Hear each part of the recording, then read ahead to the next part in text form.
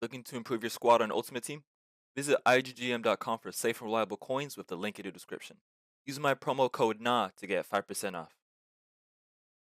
What's good, guys? For this video, we're just really quickly going over some good settings to use in terms of camera settings, as well as gameplay settings, and for the PC users out there, graphic settings as well. This video is going to be more quicker because everything should be straightforward.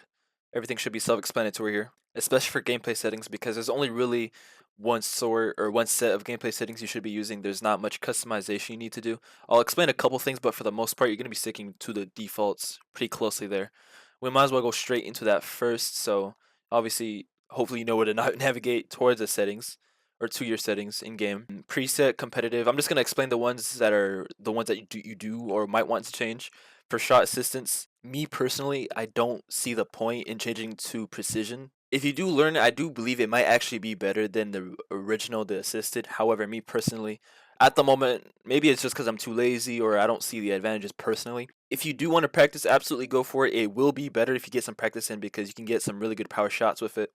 But like I said, I don't think I need it in terms of my gameplay right now. So I'd recommend between precision or assisted. Assisted is obviously the old version, and precision is the new shooting assistance. It seems like that's that. Time finishing, absolute must. Have this on. Really important if you want to shoot those 20, 30-yard chavelas. Really important for finesse shots as well. Through flare pass, semi, lob through, semi, ground pass, assisted. Everything right here is like default. Make sure just copy as is. For defending, this was something that was added last year, the difference between advanced and tactical. And the main difference to note is the fact that tactical is literally just the old system, and advanced is the new system that allows you to use your bruiser or your bruiser plus playstyle to use your shoulders in a tackle. It's really good for protecting against through balls and things like that, or protecting the ball when it's at the touchline. Allows you to do like the bare minimum in order to get the ball back. So hopefully you're on advanced, but if you've been on tactical this whole time and you found tactical to be doing the job perfectly fine, then keep using tactical, to be honest. But advanced is better if you take the time to learn it, assuming you haven't done so already, seeing as it was added last year. And then from there, everything else here is like, I'm pretty sure these are default. There was people on Twitter saying that you should turn off reaction time modifier. That's a lie. Don't turn it off. Not that you shouldn't, but more so the fact that the people are saying that it improves performance or something if you turn it off. It's not true. You can turn it off if you have another reason in mind, but for in terms of performance lag, menu delay, whatever, this does not change anything right here. So just keep it on as is. And then from there you have player lock. I believe this might be off. For some reason it was off for me when I was looking at these settings earlier. Keep this on. Player locking, I don't personally player lock, but it's something that I would definitely try to learn in the future. I'm just too lazy particularly. I haven't felt like I needed to player lock anytime soon, but it is something I would recommend because I've lost to good players that beat me because of their play locking ability. So if that's something that you're willing to learn, go ahead and try that out. Play around and like kickoff or something like that. Practice player locking. It's really useful, to be honest. From there, you have the important one right here is at the bottom, analog sprint. Hopefully it's off. Highly recommend that you have it off. Probably the most important setting here because all this does is make your sprint slower, which there's no advantage to having a sprint that you can toggle the speed of. You should just have it just be top speed straight off the bat when you're pressing the right trigger. So, and then from there, the important part, camera settings. Now, there's a bit of variance to this, and I'll explain it. But first things first, ignore the setup right here. It's a little bit confusing, but for some reason in game it uses a single player camera for all your Ultimate Team games. So I used to think multiplayer camera would include like rivals, weekend league, all that stuff, but apparently that single player camera, that's confusing. I don't know why, but either way, telebroadcast on both just to be sure. You can see in the preview bottom right, that's basically what it looks like. And it's really important that you have custom camera settings set to custom and height 20, zoom 0, and then also right here, this is the part where I recommend you guys play around a little bit with. And far side focus, what it basically does is from up to down, basically, it's like a little bit of a bias, basically, where the camera can be tilted a little bit up higher or a little bit down lower. And the reason why I'm telling you guys to customize this a little bit is because if you've been thinking about asking for my camera angles or whatever the case may be from my previous videos, personally, I've changed this really often in my videos, and you might not notice it, but for several videos, it might be at 0, but then at another one, it'll be at 10. It's hard to notice until you put it side by side, but with far side focus 0, the camera's just closer to the side of the touchline that is closest to you, if that makes sense. I would recommend bumping this up all the way back to 10, which should be default if I'm not mistaken, Sometimes I'll have it at 8. I just play around with this a lot, to be honest. Usually if I'm struggling to dribble or shoot or whatever with the players on the other side of the pitch that's farther away from my screen, I'll turn this up a little bit, but for the most part, play around with this. I just wouldn't put this above 10, to be honest. From there, ball tracking speed 0, penalty area zoom. Sorry, I just burped a little bit. Penalty area zoom 10. This is self-explanatory. It's a zoom that you get when the ball's in your penalty area.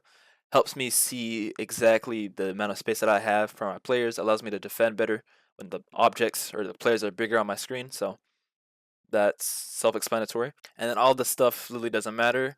Power shot zoom, turn it off because if anything, this just makes it hard for me to do power shots in terms of green timing them and stuff. The zoom just makes my head all confused and stuff. So yeah, visual should be completely default. Everything else is for the most part personal preference. I will suggest that you guys have connection monitoring on and input overlay on. Connection monitoring tells you your ping, obviously. That way you're aware, like in case you're lagging in game or something like that. Input overlay. This is going to show you your controller in game. And I find this to be really important just in case I'm having controller issues because the controller I have right now is like really, really bad.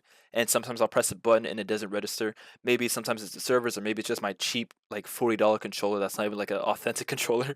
But yeah, that's that. Oh yeah, before I forget as well, technical suggestions notification. Literally all this does is piss me off because I might concede a goal and my team or the thing is talking about some do this to score or whatever. It just tilts me. I don't know, it frustrates me. It gets under my skin, so I just turn it off. I don't want to be reminded if I'm playing really bad. So turn that off. But the rest, yeah.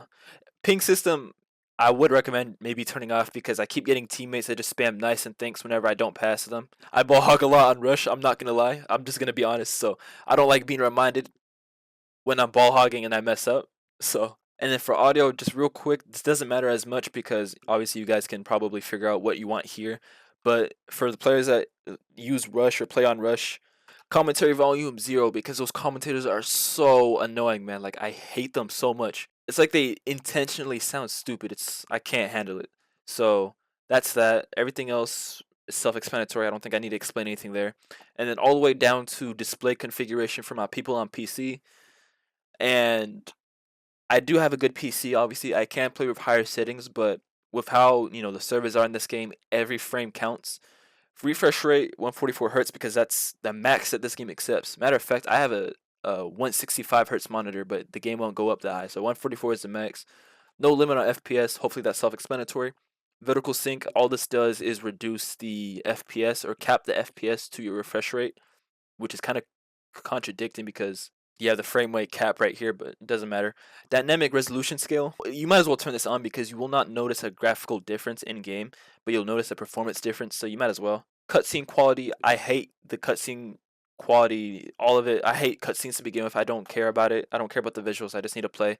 I don't like seeing my FPS drop, so full frame rate. Strand-based hair, this stuff makes my game lag way more. Not lag necessarily, but my FPS drops a lot from having strand-based hair.